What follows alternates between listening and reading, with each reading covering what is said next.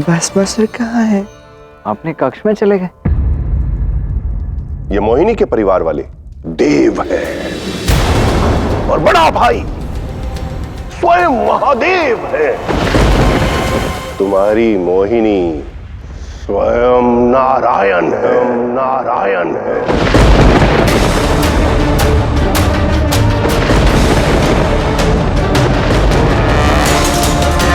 अगर आप जो कह रहे हैं वो सत्य है तो देखना, मैं इन सबको भस्म कर दूंगा।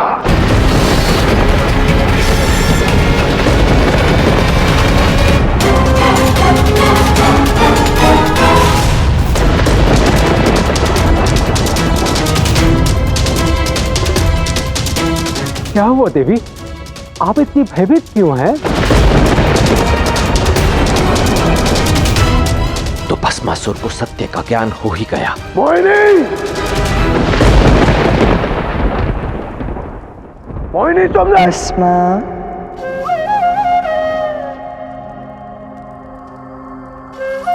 मैं कैसी लग रही हूँ?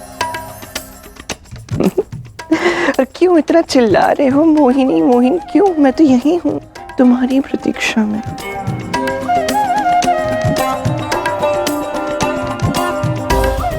देखो, अंततः हमारे विवाह का दिन आ ही गया। मेरी मानो तो तुम्हें भस्मासुर के विवाह में सम्मिलित नहीं होना चाहिए। आपके निर्देश का पालन होगा। कैसे रोकूं इसे? मैंने महादेव को वचन दिया है, इसीलिए मैं भीतर भी नहीं जा सकता। अब इससे पहले कि हम अग्नि को साक्षी मानकर सदा सदा के लिए एक दूसरे के हो जाएं, आओ उत्सव मनाते हैं। यदि कोई बात है तो बाद में भी तो सुलझा सकते हैं ना। अभी तो साथ में ही रहना है।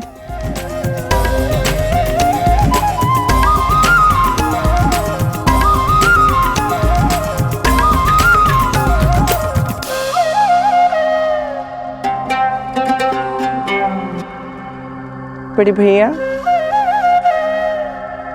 हाँ हाँ,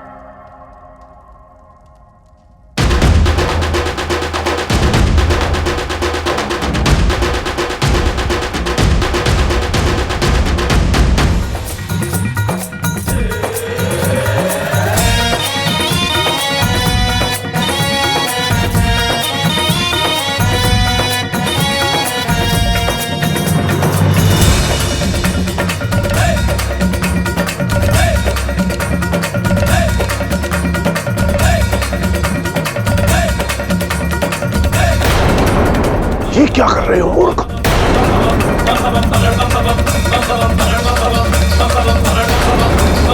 बस!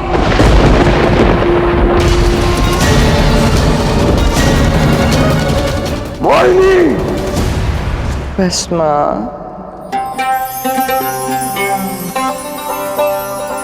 ये मूर्ख पुनः मोह में पड़ गया है।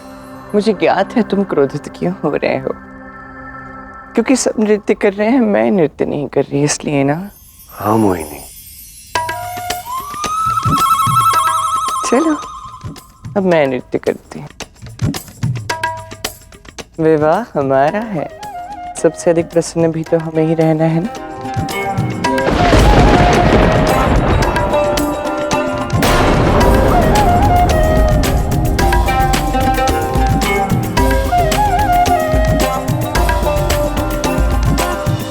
मूर्ख, पुनः अब तो ये क्या करने लगा? ये सब छलावा है। संभाल स्वयं को, संभाल। गुरुदेव, पहले नृत्य तो देख लेने दो, फिर इन सब का छल बल दोनों मर्दन करूंगा। नाचो।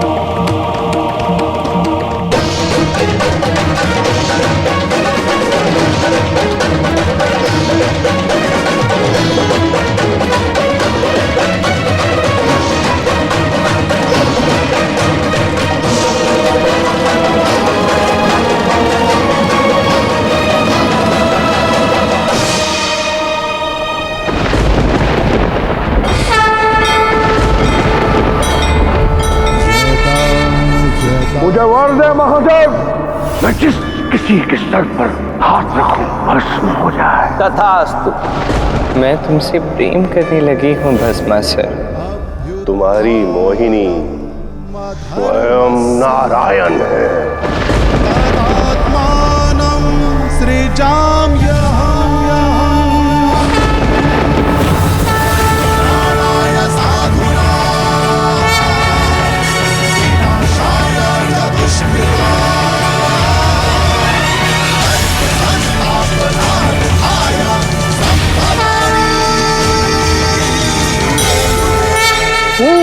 भस्मासुर।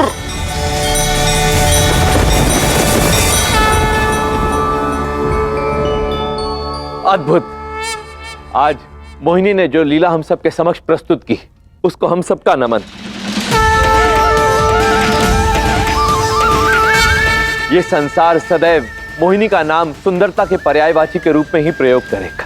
भस्मासुर ये जानता था कि उसके सामने ये नृत्य करती मोहिनी नहीं, स्वयं नारायण है, परंतु वो इनके रूप के जाल में ऐसा मंत्रमुग्ध हुआ कि वो इनकी लीला में स्वयं को फंसने से रोक नहीं पाया। आप धन्य। नारायण की जय! नारायण की जय! नारायण की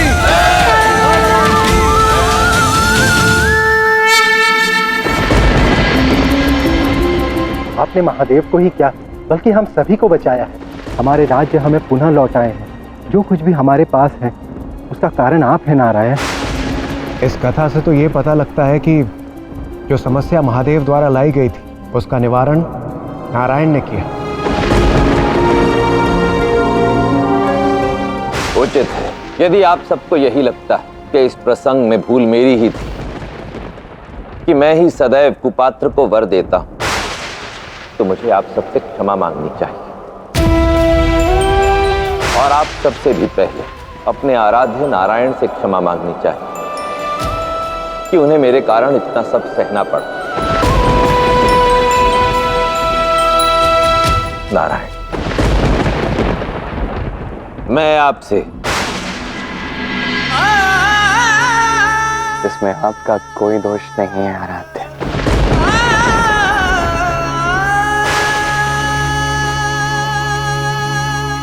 तब मैं चाहता हूं कि सभी मेरी बात ध्यान से सुने और समझें। दाता अवश्य देता है, यही उसका कर्म है, किंतु याचक को अपनी मर्यादा का ज्ञान होना आवश्यक है। उसे ये बात समझनी चाहिए कि जो वो मांग रहा है उसके वो पात्र है भी या नहीं। हमें वो मांगना चाहिए जो वास्तविक रूप से हमारे अस्तित्व के लिए शुभ हो, और अधिकतर लोग यही भूल करते हैं। जब भी हमें भूख लगती है हम तृप्ति नहीं मांगते, हम मांगते हैं स्वादिष्ट व्यंजन। जब हमें समृद्धि पानी होती है हम और धन मांग लेते हैं। जब हमें निद्रा पानी होती है हम एक भव्य शैया मांग लेते हैं। हम वो सब मांगते हैं जिससे हमें तृप्ति नहीं मिलती। अभी तो हमारी ये प्रयास, हमारा ये लोभ और बढ़ जाता है, और इसलिए जो भी हम मांगते हैं यदि वो हमें मिल भी जाए तभी हमारे मन में हमें असंतोष, अतृप्ति का अनुभव होता है। और इस असंतोष, इस अतृप्ति का कारण और कोई नहीं, हम स्वयं हैं। और यही महादेव के साथ भी है। इसलिए जब हम महादेव से कुछ मांगते हैं और महादेव वो हमें दे देते हैं, तो ये उनकी भूल नहीं, उनका कर्म है। यदि मनुष्य मन चाह वर पाने के पश्चात भी संतुष्ट ना रहे, ये महादेव की भूल नहीं है। महादेव तो उस पिता की भांति हैं जो अपने संतान के परिश्रम को देख के, उसकी प्रतिबद्धता को देख के उसे वो देते हैं जो वो चाहता है। उस शक्ति को प्राप्त करने के पश्चात वो उसका सदुपयोग करता है या दुरुपयोग, ये उस पर है, वो उसका कर्म है, और उस कर्म का परिणाम उसे अवश्य भुगतना होगा। ये भूल उसकी है, महादेव के लिए।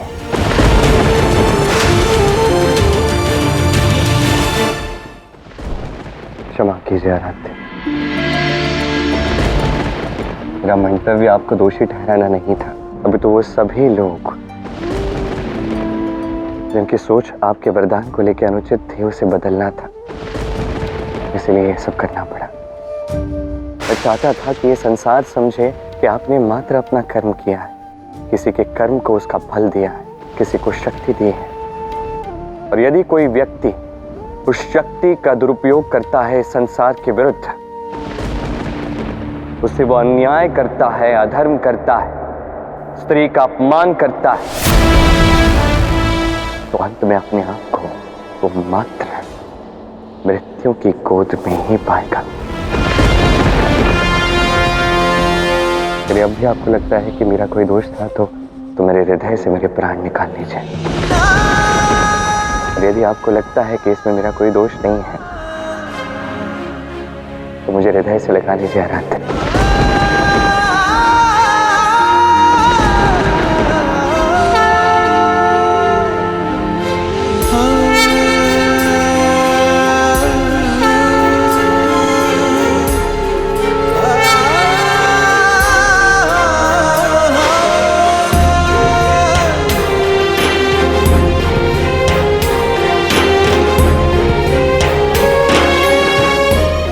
आज श्री कृष्ण ने मेरे लिए इतना कुछ किया, मैं अब इनके लिए ऐसा कुछ करूंगा जो किसी ने कभी सोचा भी नहीं होगा।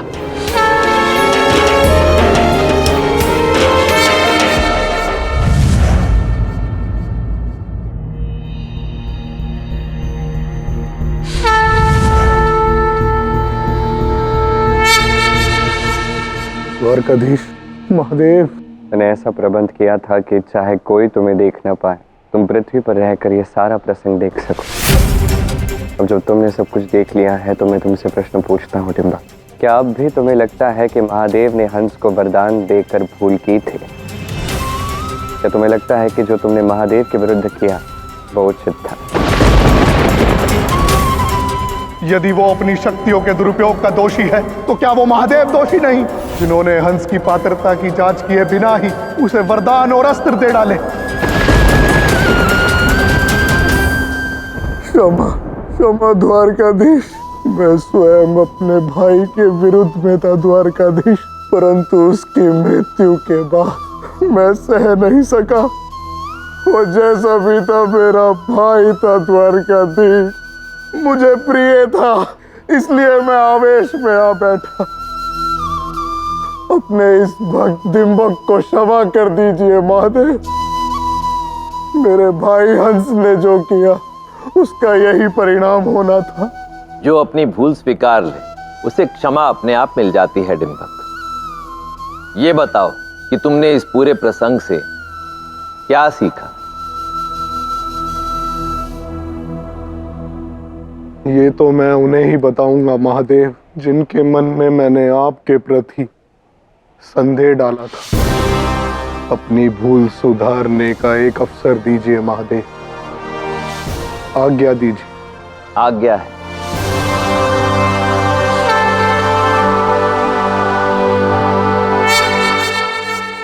बताइए द्वारकाधीश, महादेव क्यों ऐसे ही किसी को भी मनचाहा वर दे देते हैं और भुगतना हम सबको पड़ता है? आप क्यों नहीं बात करते महादेव से कि वो बार बार ऐसी भूल ना करे? महादेव ने कोई भूल नहीं की।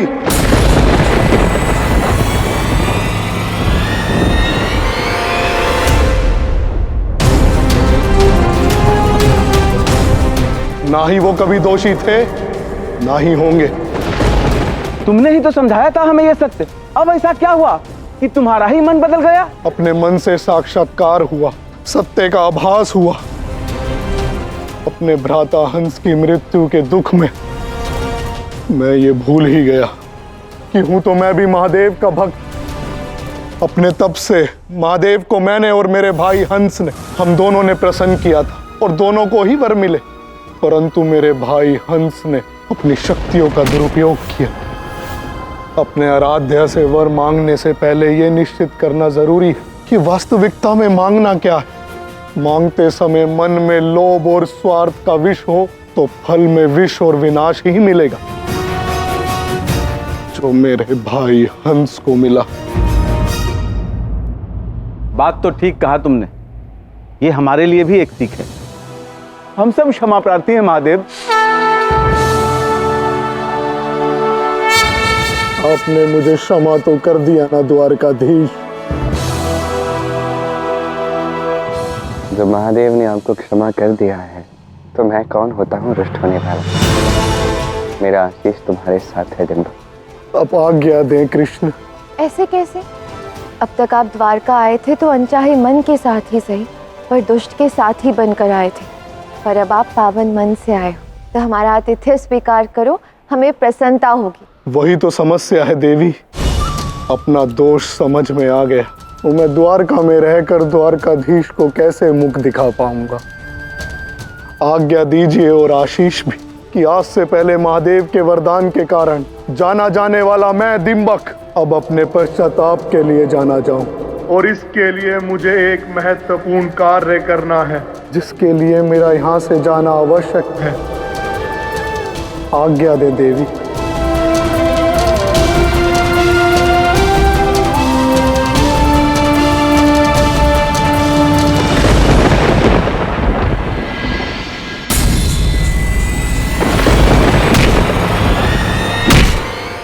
यदि मुझे क्षमा मिल गई, परंतु दोषी मैं भी हूं।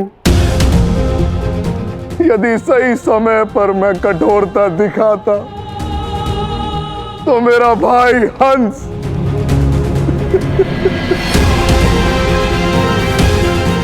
कदाचित जीवित रहता। अपने भाई हंस की मृत्यु का कारण मैं भी हूं।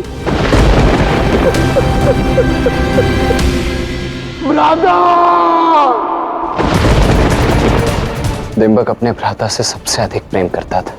उसके जीवन की सबसे बड़ी पूंजी था हंस, जिसके खोने की भरपाई कोई भी नहीं कर सकता। महादेव और कृष्ण के अपमान करने के बाद इस अपराध बोध के साथ मुझे एक पल भी इस पृथ्वी पर नहीं जीना। मैं डिंबक अपने प्राण त्यागता हूँ। कान्हा, रोको उसे।